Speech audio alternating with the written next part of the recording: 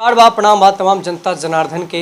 हम उज्जवल निर्मल शिक्षा है मान कार्यक्रम को लेकर आज हम पहुंचे हैं एक ऐसे विद्यालय में जो कि छपरा जिला के मढ़ौरा में तेजपुरवा में चलता है, द अचीवमेंट पब्लिक स्कूल।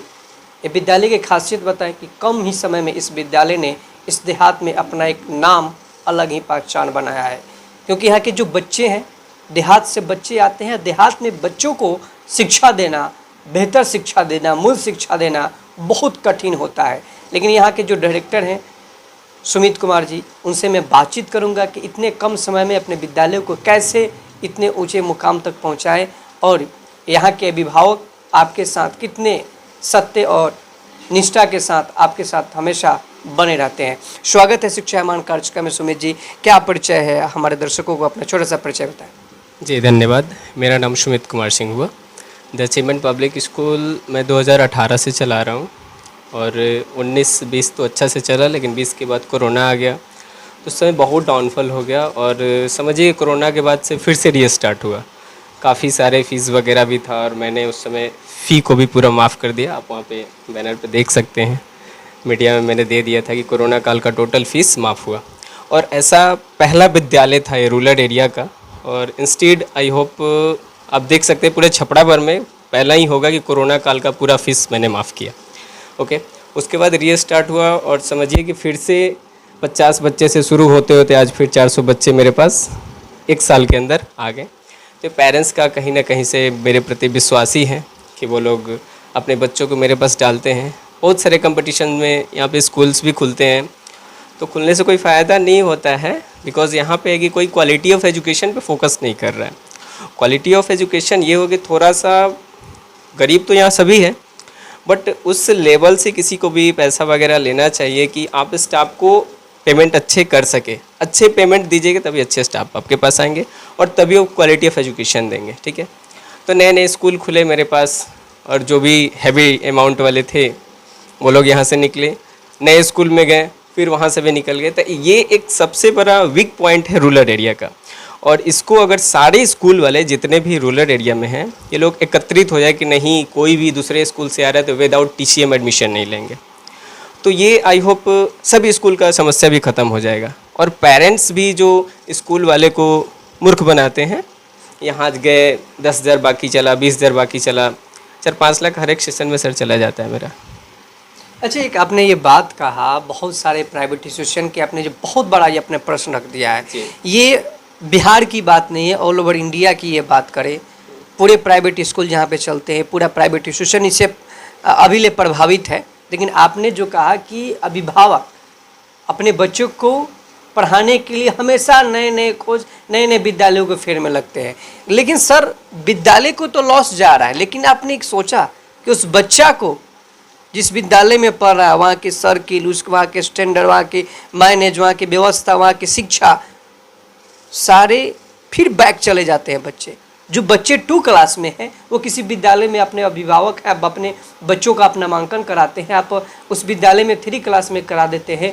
वो स्टैंडर्ड 2 के लिए उसी विद्यालय में है या नहीं, वो विद्यालय परिवार आपको सर्टिफिकेट दिया भी नहीं, अपने बच्चों को 3 में एडमिशन करा देते हैं। तो क्या ऐसे लगता है कि विद्यालय परिवार के साथ साथ बच्चों का जो शिक्षा है वो भी ध्वस्त होता है? बिल्कुल बिल्कुल, बच्चों का तो 100% शोषण होता है, तो बच्चों का भविष्य बर्बाद हो रहा है। हम क्लियर बोलते हैं पेरेंट्स को कि अगर आप एबल नहीं हैं, आप आकर के हमसे बोलिए, जितना संभव होगा मैं उसको माफ़ भी कर दूंगा, बट आप एक्सेप्ट तो उसको कीजिए कि नहीं सर मैं वो पेबल नहीं हूँ। ठीक, सेकेंडरी मैटर खैर वो पैसा का है, अमीर गरीब सब लोग चारों तरफ रहता है। मैटर यहाँ पे है कि गाँव में जो क्वालिटी ऑफ एजुकेशन दिया जा रहा है, छोटा स्कूल है, कोई बहुत बड़ा नहीं है, फ़ीस भी आप देख सकते हैं 300-400, एक दिन का मजदूरी है 400 रुपये, कोई बहुत ज़्यादा पैसा भी मैं नहीं लेता हूँ। बट आप देखेंगे हर एक सुविधा मैं यहाँ पे करा रहा हूँ, ऐसा कोई सुविधा नहीं जो मैं नहीं दे रहा हूँ। आप CCTV कैमरा लगा है हर एक क्लासेस में, हमेशा जब भी एग्ज़ाम होता है साल भर में 6 PTM भी हम लोग करते हैं। ठीक है, बच्चों के अचीवमेंट को लेकर के हमेशा बातचीत किया जाता है, रहने का मतलब अच्छा प्रबंध यहाँ पे देहात में कम पैसे में देने का मैं काम कर रहा हूँ। लगभग 5 से 6 किलोमीटर की दूरी से गाड़ी से भी मेरे बच्चे आते हैं, 3-4 गाड़ियाँ स्कूल की चलती है। छुट्टी के 1 घंटे के अंदर, बिल्कुल 1 घंटे के अंदर, कोई 5 किलोमीटर दूर हो वो भी या नज़दीक, 1 घंटे के अंदर सारे बच्चे अपने घर पे पहुँच जाते हैं। ये भी एक मेजर पॉइंट है। बड़े बड़े स्कूल या जो भी हो तो वे लोग एक ही गाड़ी को 2 बार 4 बार रन करते हैं, है ना, और एक ही गाड़ी से बच्चे पहुंचाते हैं। इसमें बच्चे भी परेशान होते हैं। जो बच्चे का स्कूल है 9 बजे से 6 बजे उसको उठा लिए और उसको 9 बजे तक घुमा रहे हैं, 9 बजे स्कूल में पहुंचा रहे हैं, फिर छुट्टी हो रहा है 2 बजे, उसको 4 बजे या 5 बजे पहुंचा रहे हैं। तो इसमें बच्चे परेशान हो रहे हैं। तो इस पर भी थोड़ा हम लोगों को सोचने की ज़रूरत है। और कुछ स्कूल की मजबूरियाँ भी होती है। ये कारण क्या है? पेरेंट्स ही हैं। क्योंकि पेरेंट्स अगर स्कूल वाले को थोड़ा पैसा दे दें तो स्कूल वाले पर्सनल गाड़ी रख सकते हैं। मैंने दोनों चीज़ आपको बता दी। एक और चीज़ आपने कहा कि ये तो समस्या विद्यालय परिवार का और अभिभावक की है, लेकिन सर आज के जो देहात परिवेश में हम बात करें, बहुत सारे अभिभावक क्या करते हैं कि अपने बच्चों को नामांकन तो किसी विद्यालय में करा देते हैं। वो बच्चों को जो शिक्षा की हम बात करें, अभिभावक विद्यालय परिवार में 3 से 4 घंटे रहते हैं, बच्चे 5 घंटे रहते हैं, लेकिन विधिवत 18 घंटा जो अपने बच्चे अपने घर पे रहते हैं, उसमें देखा जाता है बच्चों में कि शिक्षा के प्रति अभिभावक रुझान में नहीं है, जागरूकता नहीं है। आखिर क्यों, क्या कमी आ रही है? 100%। देखिए, कोई भी स्कूल हो, छोटा या बड़ा, 6 से 7 पीरियड जरूर स्कूल का चलता है, ठीक है। एक पीरियड में अगर कोई भी होमवर्क मिल रहा है बच्चों को करने में 20 मिनट या 25 मिनट, हम लगभग आधा घंटा लेते हैं। तो आप सोचिए कि 6 पीरियड ही चल रहा है और एक पीरियड का होमवर्क करने में बच्चों को आधे घंटे लग रहे हैं, तो कम से कम उसको 3 घंटा सेल्फ स्टडी तो घर पे करना पड़ेगा। कहीं ना कहीं वो ट्यूशन करता होगा, उसका 1 घंटे का भी काम होगा। तो 4 से 5 घंटे हर हाल में बच्चों को घर पे पढ़ना पड़ेगा। और जो कि ये पढ़ाने का काम तो पेरेंट्स का है। ये पेरेंट्स चाहेंगे तभी बच्चे इतना देर घर पे पढ़ सकते हैं। इसमें स्कूल यही करेगा, बच्चों को दे देगा कि हाँ भाई ये होमवर्क है, आप करके लाइए। उसके लिए डायरी है, पेरेंट्स को बोला जाता है कि उसमें साइन करके देना है। और मैं एक चीज़ और आपके चैनल के माध्यम से बता देता हूँ कि जो भी मैं क्लास वर्क कराता हूँ वो भी डायरी पे मैं लिख देता हूँ कि हाँ आज मैंने ये क्लास वर्क कराया और इसका होमवर्क ये है। और उसके बाद भी पेरेंट्स यहाँ पे नहीं जागरूक हैं, तो इसके लिए सर हम कितना कोशिश कर सकते हैं बताइए। तो कहीं ना कहीं अभिभावकों की बहुत प्रति लापरवाही अपने बच्चों के प्रति, ये आप भी मानते हैं? जी, और अभिभावकों को सबसे ज़्यादा कंप्लेन ये भी आता है कि बच्चे कुछ मोबाइल का यूजेज ज़्यादा कर रहे हैं आज के डेट में, और गलत बिहेवियर है कुछ भी। तो अभिभावकों को मैं एक संदेश देना चाहता हूँ। जैसे कल ही मेरा पेटीएम था, मैं मैसेज भी उन लोगों को दिया हूँ कि बच्चों को मोबाइल लेने का कारण क्या है। साइकोलॉजी ये कहता है कि छोटा बच्चा है, अगर मम्मी पूजा कर रही है, अगर बत्ती दिखा रही है तो देख करके पूजा ही करेगी। वो सब्जी काट रही तो सब्जी ही काटेगी, खाना बना रही तो खाना ही बनाएगी। सेम है कि पापा हो या मम्मी हो, बच्चा के सामने बैठकर अगर आप मोबाइल यूज़ कर रहे हैं तो बच्चा तो सर पढ़ाई नहीं करेगा। कोई मम्मी अपने घर पे सीरियल देखना शुरू कर देती है, बच्चों को बोलती है पढ़ो, तो ये भी नहीं हो सकता है। जितना देर बच्चे पढ़ रहे हैं आपको भी मोबाइल को छोड़ना पड़ेगा, टीवी को बंद करना पड़ेगा, तब जा कर के बच्चे पढ़ेंगे। जहाँ तक गलत आदत की बात है बच्चों को, तो गलत आदत या गलत व्यवहार भाषा में भी वो लोग लाते हैं, मतलब गाली गलौज या कोई भी अपशब्द। तो इसमें उसके माहौल, उसके फ्रेंड्स, उसका दोस्त कौन कौन है, ये पेरेंट्स को पता करना चाहिए। किस माहौल में आपका बच्चा रह रहा है इसको पता करना चाहिए। और आप specially mother, father, grandfather, grandmother, uncle, sister जो भी है, वो लोग बच्चों के सामने किस तरीक़े से व्यवहार कर रहा है, बच्चों के सामने विनम्रता रख रहा है कि उग्रता मतलब दिखा रहा है लोग, जैसा आप रहिएगा बच्चे वही सीखेंगे और वही करेंगे। इसलिए अभिभावकों से मतलब पर्सनल रिक्वेस्ट है आपके चैनल के थ्रू कि वो लोग बच्चों से बचे, कुछ भी गलत बोलने से पहले ये ध्यान दे कि मेरा बच्चा यहाँ पे है, वो तुरंत कैचअप कर लेगा। आप मोबाइल यूज़ कर रहे हैं, वो भी यूज़ करेगा। गलत बात बोलिएगा तो हनुमान चालीसा नहीं सुनाएगा, वो भी गलत ही बात बोलेगा। ये सर का सीधे मोटिव है, सर का सीधे विचार है। अभिभावकों से निवेदन और विनती करें तमाम इस एपिसोड के माध्यम से, जो भी हमारे अभिभावक पूरे बिहारवासी, पूरे देशवासी देखेंगे तो सर का ये एक सोच है, क्योंकि आप अपने बच्चों को मोबाइल दीजिए लेकिन एक अच्छे माहौल के साथ दीजिए। आप उनके पास रहिए तब आप मोबाइल यूज करने के लिए दीजिए। और साथ ही साथ अगर मोबाइल को दूर ही रखिएगा तो बेहतर आपका बच्चा शिक्षा की ओर आगे बढ़ सकता है। एक और ख़ास बात जानेंगे सर, आपके विद्यालय में हर साल एनुअल फंक्शन होता है, बच्चे यहाँ पे टॉप रैंक करते हैं। इस बार आपके विद्यालय का मोड 8 क्लास तक ले क्या स्टैंड था बच्चों का, हाईलाइटेड मार्क्स क्या था, उन बच्चों को आपने किस तरीके से मोटिवेशनल कराया, और क्या आपके विद्यालय से बच्चे भी टूरिस्ट के लिए कहीं घूमने भी जाते हैं? जी, हमेशा मैं समर कैंप, विंटर कैंप, इसके द्वारा मैं जगह जगह आप देख सकते हैं बैनर पे, मैं राजगीर, पटना, ये वैशाली, मतलब जो भी लोकल एरिया में है, हर एक साल मैं 2 बार टूर भी करवाता हूँ। ऐसा बच्चों को ना लगे कि मेरा स्कूल देहात में है तो सर स्कूल देहात में है, सर का माइंडसेट देहात का नहीं है, सर बाहर से पढ़ के आए हैं। उसके बाद मतलब एक सोच होती है कि ग्रामीण एजुकेशन को डेवलप करना, मेरा वही सोच है और उसी पे मैं काम कर रहा हूँ। क्योंकि लोग जैसे फिर पैसे की बात आ ही जाती है, क्योंकि थोड़ा इन्वेस्टमेंट की बात होती है। पैसा भी लोग लेके जाते हैं, मैं छोड़ देता हूँ, क्योंकि टाइम नहीं है कि मैं जा करके उनसे बात करूँ या कुछ भी करूँ। और उसको भूल करके बच्चों को क्वालिटी ऑफ एजुकेशन पे काम किया जाता है और इनको जगह जगह पे आगे बढ़ाने का काम किया जाता है। हमेशा मैं विंटर कैंप, समर कैंप का आयोजन करता हूँ। और जहाँ तक की बात है कि आपने बोला कि बच्चे अच्छे मार्क्स लाते हैं तो उनको क्या करते हैं, तो हमेशा सर एनुअल फंक्शन होता है तो जो भी अच्छे बच्चे होते हैं उनको जो भी गणमान्य अधिकारी या नेतागण जो भी होते हैं उनसे पुरस्कृत करवाया जाता है, अवार्ड मेडल सब कुछ दे करके। और मेरा एक कोचिंग भी चलता है द अचीवमेंट कोचिंग सेंटर के नाम से, उसमें भी मैं क्लियर बच्चों को बोलता हूँ कि जो भी 400 प्लस लाएगा आप लोग आइए, आपको सम्मान करवाना मेरा काम है। तो अभी फ़िलहाल ये इसरौली हाई स्कूल जो है उसमें 2 बार मैं टॉपर दे चुका हूँ, स्कूल टॉपर कोचिंग के थ्रू से। तो दोनों बार जो भी बच्चे टॉप आए हैं दोनों को मैं, अभी हिंदुस्तान प्रतिभा सम्मान हुआ था उसमें मैंने पुरस्कृत करवाया उन लोगों को। स्कूल से भी बच्चे कुछ टॉप 10 बच्चों को ले गए, उनको भी मैंने पुरस्कृत करवाया। और मेरे आइडल गुरु अनंत सर हैं, अनंत सुपर 30। तो उनका कहना ये है कि कभी भी भीड़ मत लगाइए और भीड़ पे फोकस मत कीजिए, आपके पास जो है उन्हीं को क्वालिटी ऑफ एजुकेशन दीजिए। क्योंकि वो 30 बच्चों को सेलेक्ट करते हैं और 30 में 30 IIT निकालते हैं।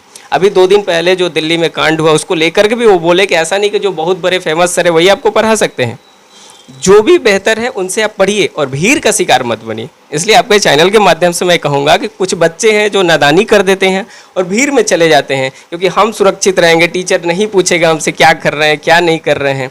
तो थोड़ा इनके पेरेंट्स को देखना चाहिए कि मेरा बच्चा वहाँ पे क्यों जा रहा है, जहाँ पे भीड़ कम है वहाँ पे क्यों नहीं जा रहा है। भीड़ कम है वहाँ पे इसलिए नहीं जाता है कि टीचर तो डायरेक्ट उससे कंसर्न करेगा कि बेटा तुम्हारा होमवर्क हुआ कि नहीं हुआ। भीड़ में किसी भी शिक्षक को क्या मतलब है। अभी आपका युवा संवाद राजस्थान विधानसभा में हुआ था, तो उसमें चैनल के थ्रू एक बच्ची बोली कि एक क्लास में एवरेज के हिसाब से रेशियो देखा जाए तो 40 बच्चे पे एक शिक्षक होना चाहिए। और आज के डेट में देखिए एक शिक्षक 200, 300, 400, 2-2 हज़ार बच्चों को पढ़ा रहे हैं। क्या वो बच्चे पढ़ पाएंगे? कुछ कंपटीशन हद तक BPSC UPSC जो कि तैयारी हम लोग किए भी होंगे तो वो कुछ हद तक सही है, लेकिन जो ये 9-10 के बच्चे हैं ये लोग 200-200 के भीड़ में चले जा रहे हैं, क्या सीखेंगे। इसलिए थोड़ा पेरेंट्स को इस चीज़ को सोचने की ज़रूरत है कि हम बच्चों को कहाँ भेज रहे हों, वो सेफ जोन में जा रहा है उसको तहकीकात करने की ज़रूरत है। और वहाँ से हटाकर, भीड़ से हटाकर वैसे जगह डालिए जहाँ पे बच्चे कुछ सीखे और आगे बढ़े। क्योंकि भीड़ में कमज़ोर बच्चे और मध्यम जो बच्चे हैं, मिडिल बच्चे हैं, वो तो पूरे बर्बाद हो जाते हैं। तेज बच्चे तो कहीं पे पढ़ लेंगे, कुछ भी कर लेंगे। अजी सर, एक चीज़ और आपसे बात करना चाहूँगा कि जैसे आपने कहा कि आपका कोचिंग संस्थान भी चलता है, उसमें बच्चे कितने हायर एजुकेटेड के बच्चे आपके यहाँ पढ़ते हैं? और आपने कहा कि हर साल मैं टॉप लेवल पे बच्चों को मैं अपने स्कूल के लेवल पे, अपने विधानसभा के लेवल पे, प्रखंड के लेवल पे आप हमेशा टॉप लेवल पे देते हैं। आपका स्कूल का और कोचिंग का क्या स्ट्रेंथ है और ख़ास क्या आप अभिभावकों से और बच्चों से क्या रिक्वेस्ट करेंगे? मैं रिक्वेस्ट यही करूँगा अभिभावकों से कि आप जिस विश्वास के साथ मेरे पास भेज रहे हैं भेजिए, मैं हर संभव कोशिश करूँगा उस विश्वास पे खरे उतरने का। और कोचिंग के बच्चों का आप स्ट्रेंथ के बात किए थे तो मैं उसी फिलॉसफी पे चलता हूँ, भीड़ लगाना नहीं है। 9, 10, 11, 12 किसी भी मैं 20, 30, 40 यही रेशियो लेकर चलता हूँ, इससे ज़्यादा मैं नहीं रखता हूँ। मैं खुद लेकर के, ऐसा नहीं कि बच्चे आते नहीं हैं, ऐसा नहीं है, इसलिए लेकर के नहीं जाता हूँ कि उतना ही बच्चे रखिए जितना को पर्सनल कांटेक्ट कर सके। और मैं उसी बच्चा को रखता हूँ जिससे पेरेंट्स से डायरेक्ट कांटेक्ट हो कि कुछ भी गलती करे तो उसकी मैं पिटाई कर सकूँ और उसके पेरेंट्स को इन्फॉर्म कर सकूँ।